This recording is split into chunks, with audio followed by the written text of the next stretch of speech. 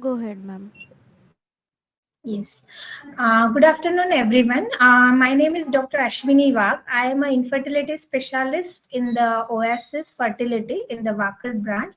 So today our topic is tubal factor in the infertility. So everyone knows what is a tube, and a fallopian tube. It is mostly the structure which is attached to the uterus. It is having the four part. We can divide it into the uh, infundibulum, fimbria, isthmus, ampulla. And the ampulla is the part where actual fertilization happens when there is a natural conception is there, and it plays a very important role for the fertility. So the tubal factor, as we infertility specialist, we count the incidence is around 30 to 35%.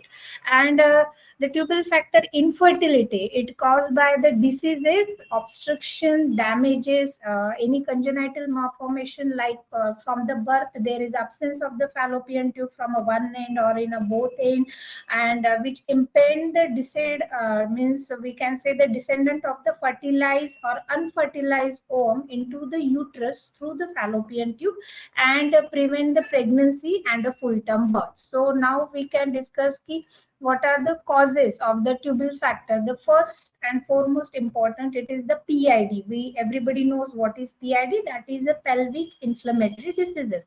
So pelvic inflammatory diseases, how it can causes a infertility. There is the infection. We all come to know that is a chlamydia is there. That is a chlamydia tracheomatosis is there. Neisseria gonorrhea is there. So patient generally complaint of the foul smelling discharge. There is a itching in the private, and this PID leads to the complaint like there is a dyspareunia, there is a chronic itching is there, foul smelling discharge is there, and this PID causes the damage to the fallopian tube, like it causes a nodularity in the fallopian tube. It damages the mucosa of the fallopian tube. We everybody knows if the mucosa get damaged, so there is no transportation of the ovum from the ovary to the uterus. So that PID is the one of the cause. The other causes are like septic abortion. If patient goes for the abortion and that causes sepsis, so that infection can lead to the damage to the tube.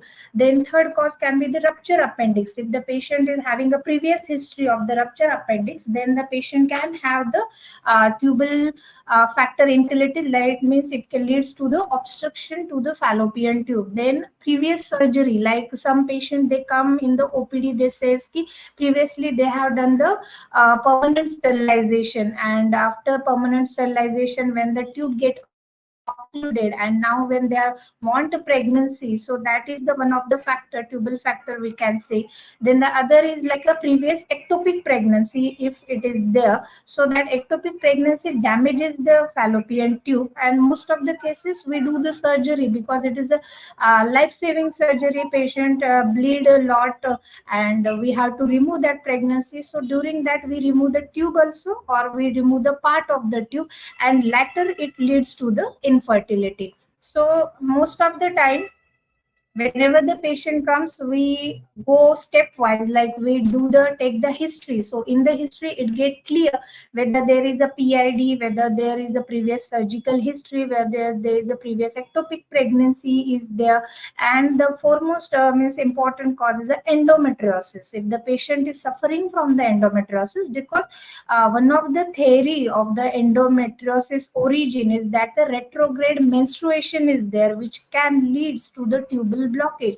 And if the tube is blocked, so the pregnancy doesn't occur naturally. So that is the one of the factors. Second is I told the tubal ligation. So tubal ligation, it can be done a permanent damage to the tube, and it causes a infertility, or if there is any fibroid which is near the cornu of the uterus, so that can also what we say, it can also prevent the ovum to get implanted inside the uterine cavity. So when we take a history, whenever the new patient comes, and we can rule out yes, this is the tubal factor which causes infertility in the patient. So when we do the clinical evaluation, our first means focus is key what is the cause. So we do the pap smear, we do the normal vaginal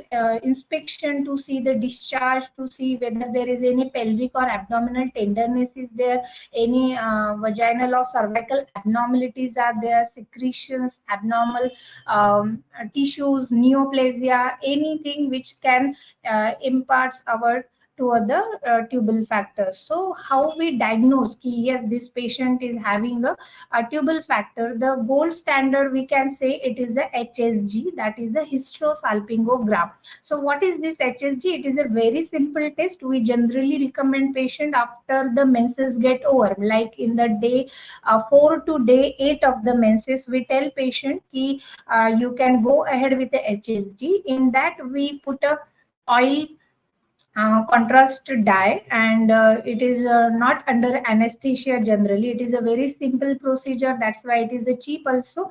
And there is a x-ray of the pelvic cavity. We push the dye inside the uterine cavity with the help of the cannula, and we see whether the tubes are patent or not, whether there is any hydrosalpinx is present, and it is having a specificity of around 83%, and it is less invasive, and that's why it is we called it as a gold standard.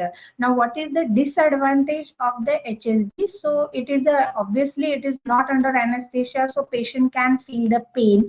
There are the cramps when, because the dye is the foreign material inside the uterine cavity, so little pain is there, little discomfort is there.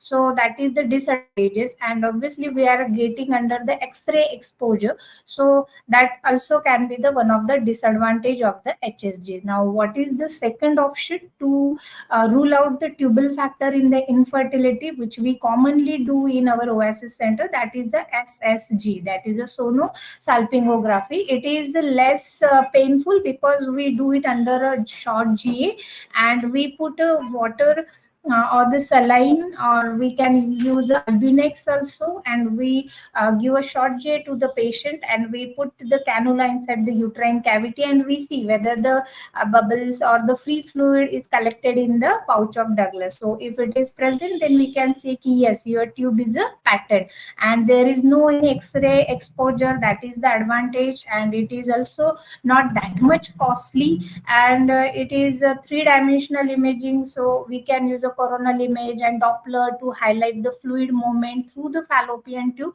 So it improves the images more than the HSG. So that is the advantage of the sonosalpingography, and it is the post-procedure complications are also very less. In a 0.9% patient can feel a little bit of fever or peritonitis. It is a very, very rare. So that is SSG. The third test which we can rule out to do the tubal factor is the laparoscopy. Now in infertility specialists, we say ki laparoscopy is the gold standard. Why?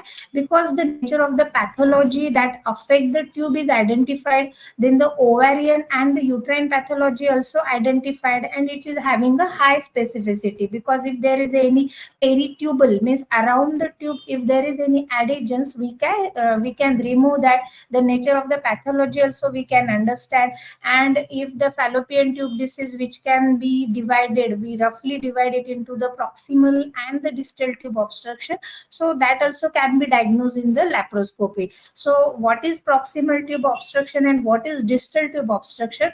So the starting point, like a proximal tube, it prevents the sperm from reaching the distal fallopian tube where a fertilization normally occurs. So sometimes the patient is having a normal fallopian tube, but there is a spasm in the proximal part, and which leads to the means HSG. We can say ki there is no free spillage of the dye, but actually tube is open. So that can be diagnosed in the laparoscopy because patient is under anesthesia, so there is no fear of the pain, and the spasm can be overcome in that. And in the distal tube occlusion, which prevent the ovum capture from the ovary, but can exhibit a range of disease from the mild, like We can see the fimbrial agglutination, the moderate, like varying degrees of the fimbrial phimosis, and a severe, like there is a complete obstruction. So the damage to the internal tubal mucosal structure cannot be detected easily, and the normal tubal function is difficult to assess.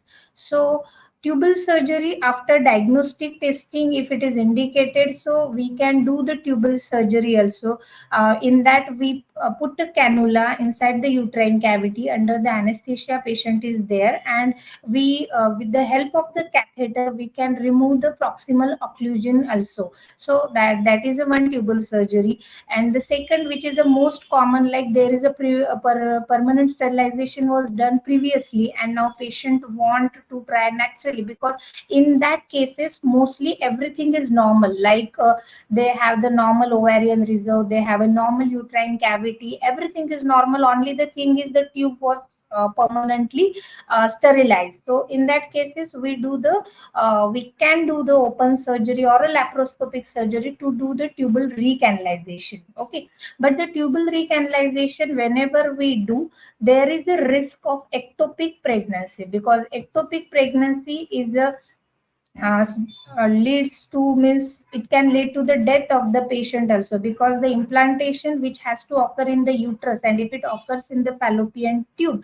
there is a bleeding is there is a hemorrhage in the peritoneal cavity, and the patient can lead into the coma and ultimately die. So ectopic pregnancy is a very dreadful complication, and if there is a previous surgery in the fallopian tube, so it can means increases the risk of ectopic pregnancy to 4% to 25%, as compared to, means whatever the study has been done till now. So tubal recanalization, the disadvantage is that there is a more chances of the ectopic pregnancy, and it take a more time, because the normal tube structure or architecture has been disturbed, and whatever the tube is remaining, in that only the surgeon has done the recanalization. So there is the chances of pregnancy are also less. So what is the most promising treatment for the patient who is having the tubal factor in a infertility? That is the IVF, because in the IVF we generally don't need a fallopian tube. We make a good embryos in the lab, and we put an embryo inside the uterine cavity. So the tube factor is diminished in that, and the advantage of the IVF is that we are getting an immediate result, and the at the time of oocyte retrieval also, if there is any heterosalpinx is there, if there is any fluid collection is there inside the uterine cavity which is infected, so we can do the aspiration, we give the fluid to the patient, and we can send the fluid whether there is a tuberculosis or not. So it can help in that way. So the sterilization reversal, I told in initially also it leads to the ectopic pregnancy more. So IVF is a more promising in these cases, and the percentage of the transfer that result in a singleton live birth, as per whatever the studies has done till now, so it is a 35%. Only the thing is, when we do the IVF, there is a risk of only multiple pregnancy, but it doesn't less chances, means hardly more than whatever the ectopic pregnancy chances are present in the tubal factor, means we do the surgery or laparoscopic recanalization, there is a more chances of ectopic pregnancy. In IVF, all these things rule out, and the patient ultimately get a result by pregnancy. So there is a good per cycle success rate in the IVF, then it is a less surgically invasive, and the attempt at conceiving, it can start immediately. Only the disadvantage is that there is a risk of multiple, like a twins, there can be the twins, there can be the little ovarian hyperstimulation, and a little high cost. But it is more, we if we outweigh the benefit to the patient, so IVF is a more promising when there is a tubal factor in the infertility. And the patient preferences, the cost and insurance also play role in the management whenever there is a tubal factor in the infertility. So if anybody have any questions regarding to the tubal factor, please let me know. We have given our helpline number. I sit in the Wakad OPD in the Oasis Fertility Clinic, so you can meet, and if any doubt is there, you can come to visit. Thank you.